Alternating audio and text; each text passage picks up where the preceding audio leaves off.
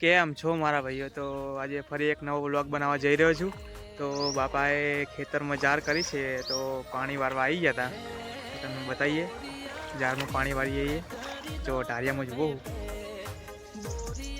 બરાબર. ખેતરમાં જાર કરી હતી બાપાએ, એટલે પાણી વારવા આવી ગયા હતા. જો કે હાલ તો કેનલનું પાણી ચાલુ હોય, એટલે બાપાએ વહેલા કે કેનલનું પાણી ચાલુ હોય કે હેડો પાણી વારવા.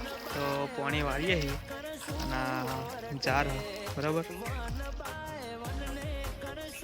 કેનલનું પાણી કેવું આવે છે તમને પણ બતાવીએ.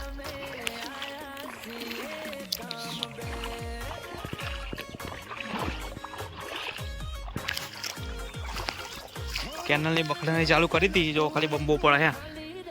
આ જો પડક નહીં પડક ને બંબો.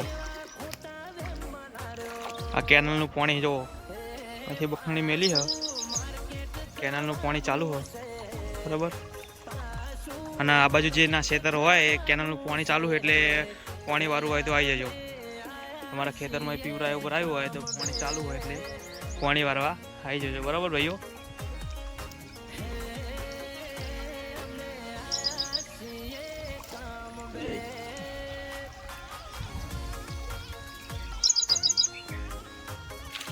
ખેતરમાં પાણી વારવાની મજા જ કોઈ કલાક યાર. હા હા, જોરદાર બાકી. એમ જો ઝાડ બાર કેવી થઈ જો